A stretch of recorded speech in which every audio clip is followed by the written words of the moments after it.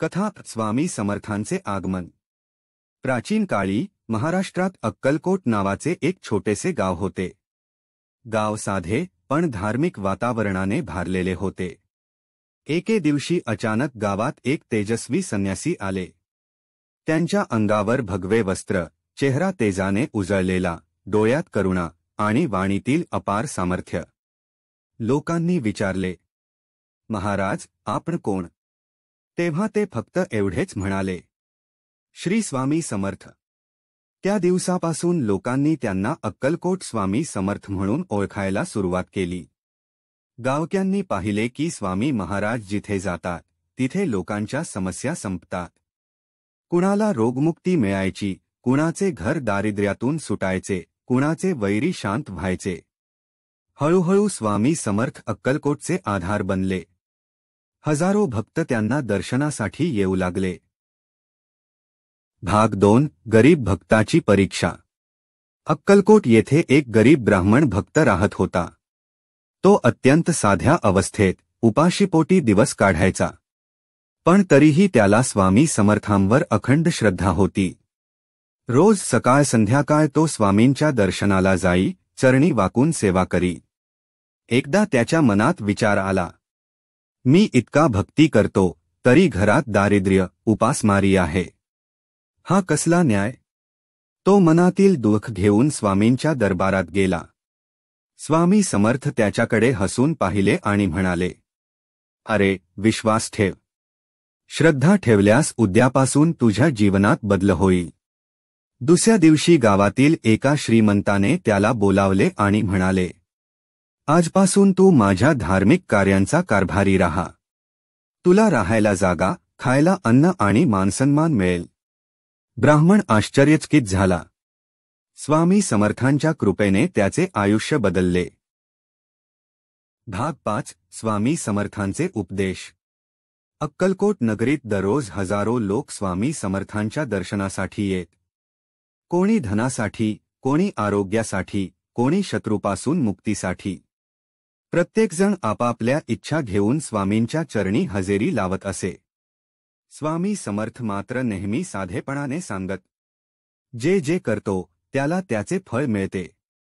कुणालाही अन्याय करू नका, सत्याचा मार्ग सोडू नका।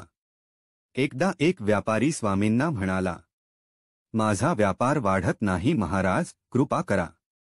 स्वामी समर्थ त्याला म्हणाले, प्रामाणिकपणे व्यापार कर, फसवाफसवी करू नकोस। ग्राहकांचा विश्वासच तुझं खरं धन आहे। त्याच्या मनात प्रकाश पडला। त्याने सत्य व प्रामाणिकतेने काम सुरू केले। काही दिवसांतच त्याचा व्यापार मोठ्या प्रमाणात वाढला।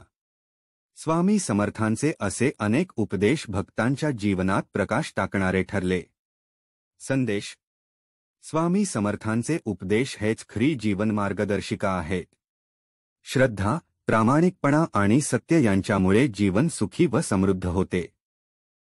भाग 4, रोगमुक्तीचा चमत्कार। अक्कलकोट येथे एक भक्त फार आजारी पडला होता। त्याला असाध्य रोग झाला होता। अनेक वैद्य, औषधं करून झाली, पण त्याचा काही उपयोग झाला नाही।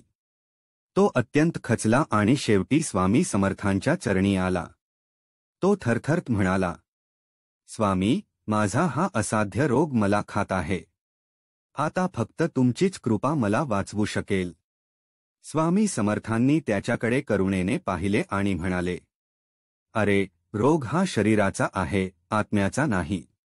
श्रद्धा ठेव, उद्या सकाळी बरा होशील।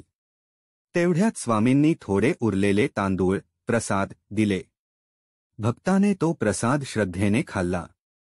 दुसऱ्या दिवशी सकाळी उठल्यावर त्याला जाणवले, त्याचे शरीर हलके झाले आहे, वेदना नाहीत, रोग नाही। तो पूर्णपणे बरा झाला। लोक आश्चर्यचकित झाले। स्वामी समर्थांचा हा चमत्कार सायांनी अनुभवला। संदेश। श्रद्धेने घेतलेला स्वामींचा प्रसाद असाध्य रोगही दूर करतो। भक्तीने घेतल्यास स्वामी समर्थांची कृपा असीम आहे। भाग 3, शत्रूंचा नाश। अक्कलकोट नगरीत एक शेतकरी भक्त राहत होता। तो प्रामाणिक व सदाचारी होता, पण गावातील काही लोक त्याच्यावर मत्सर करून त्याला सतत त्रास द्यायचे.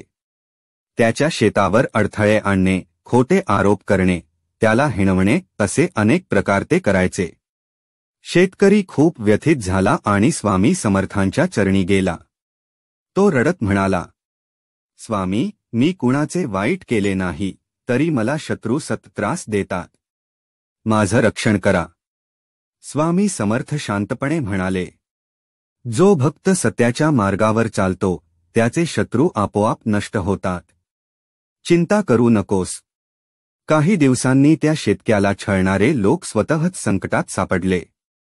त्यांचे भांडण झाले, घरात अडचणी निर्माण झाल्या.